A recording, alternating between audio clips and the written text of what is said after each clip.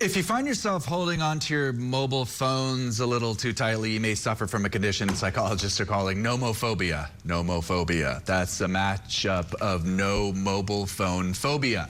It means the fear of being detached from mobile phone connectivity. A 2021 research article reviewed about 20 studies from around the world and found roughly 71% of people had moderate nomophobia, and about 21% had severe nomophobia. So how exactly is this all being diagnosed? Maybe you're sitting there wondering if this sounds like you.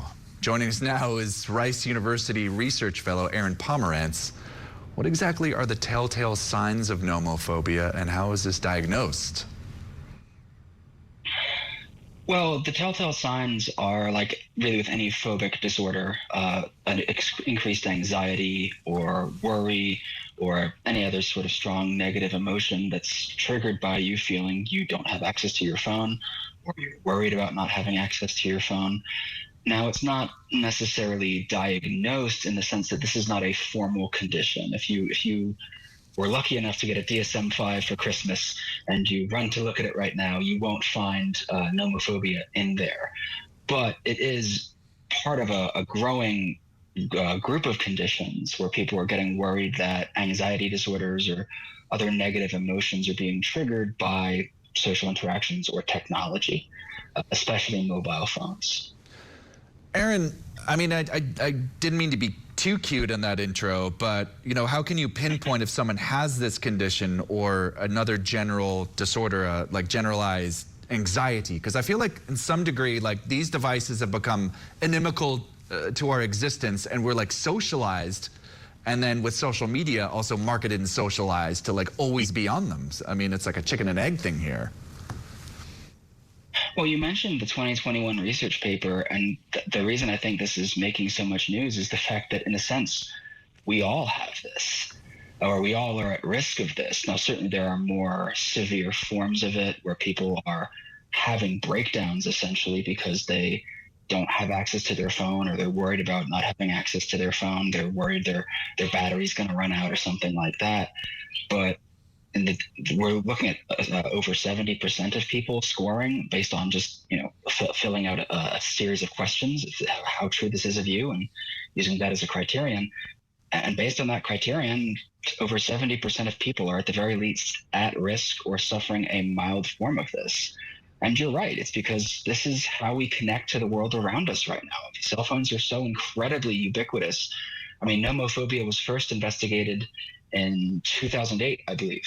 And if you think about how ubiquitous phones were back then, now think about the last 16 years, it's only gotten worse.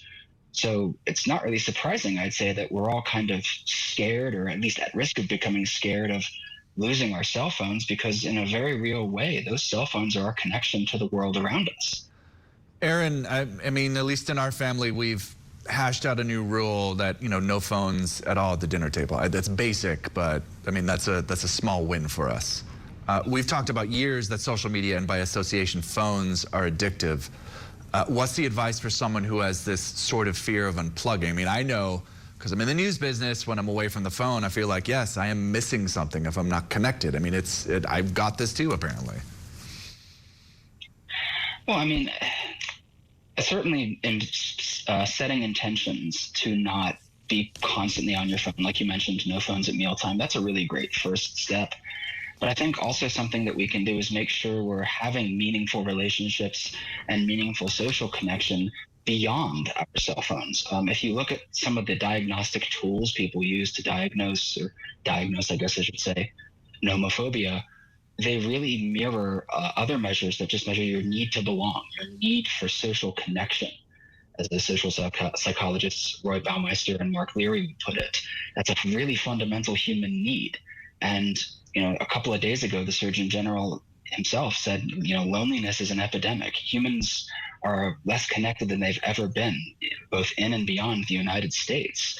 So for some of us, our phone is the only way we can connect to people. So if we want that to not be so central to who we are and how we think and feel and respond to the world around us, one tactic would be just to intentionally cultivate relationships that don't need the phone to survive.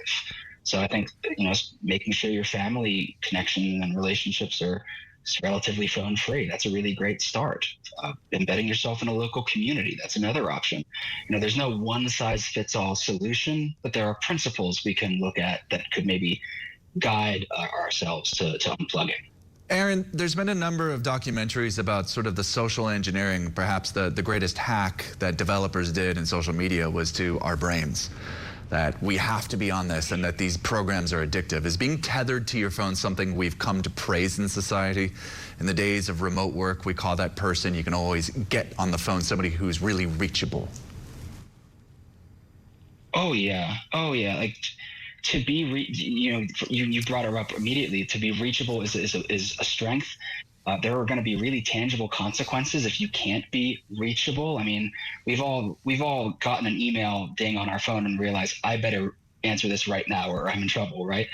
But there's also more to it than that. Looking at, say, adolescents or young adults, this is how they get social validation. Social media apps are how they, we present ourselves to the world. And that's incredibly addicting. So yeah, there's a lot here that could meet the category of social engineering, or at the very least harm our social connection.